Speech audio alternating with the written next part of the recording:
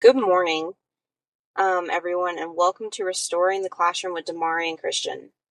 Today we'll be talking about student burnout with a special guest speaker, Kaitlyn, who is an expert on AI in education. Good morning. I'm so happy to be here and talk about AI in the classroom. So, Damari, tell us, what is student burnout? So, student burnout is a state of chronic physical, mental, and emotional exhaustion caused by prolonged academic stress. It drains your daily motivation, academic performance, and makes school feel overwhelming and stressful. I think that's something that a lot of students can relate to. What separates student burnout from just having a stressful week? So, the difference between a stressful week and an academic burnout is students having to recover physically and emotionally. A stressful week can be temporary, but burnout can lead to a long-term effect of academic performance, fatigue, sense of isolation, and mental distress. Okay, so why do you think students wait so long to ask for help when they start feeling these symptoms? I think they wait so long to ask for help because when experiencing challenging symptoms of burnout, students don't have a support system or know a trusted individual they can trust to talk about their feelings, health, or physical well being. So, Damari, how can a student find a support system or know who a trusted individual could be? So, a support system could be many things. Support systems could be family members, friends, coaches, teachers, anyone that you feel like you could talk to. If you're not sure who a trusted individual could be, many schools offer guidance counselors who would be able to give you the support or the resources you need. Okay. I would like to bring in our AI expert into the conversation. Kaitlyn, does AI actually help students who are struggling, or does it make it worse for them? It depends on each student. If a student is already struggling and they start to overuse AI, it'll make them dependable on it.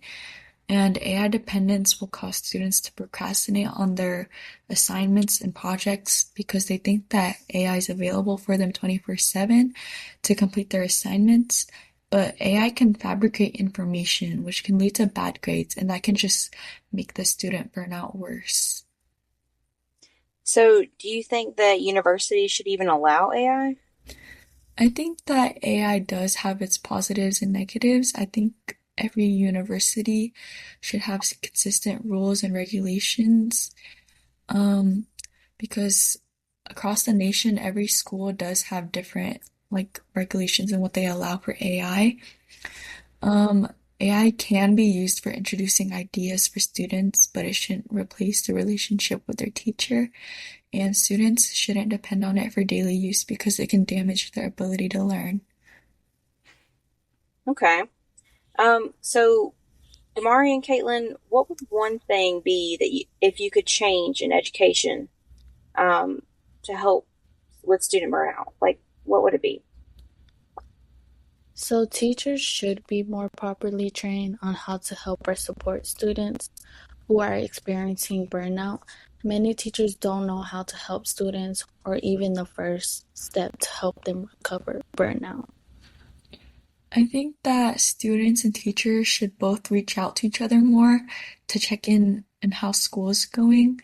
I don't think that it should only be the teachers reaching out to the students only when the students are beginning to fail. I think that both should have a healthy relationship with each other. And I would like to see schools having mandatory meetings with the counselors to check in with the students to see how their classes are going, since the counselors would be more properly trained to deal with those kinds of things. Those are both excellent ideas.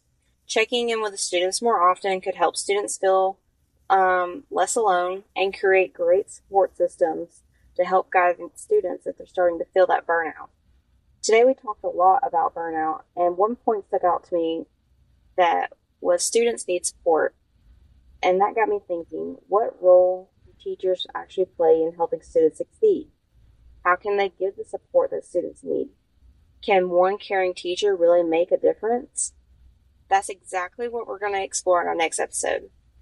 Thanks for joining us today in Restoring the Classroom.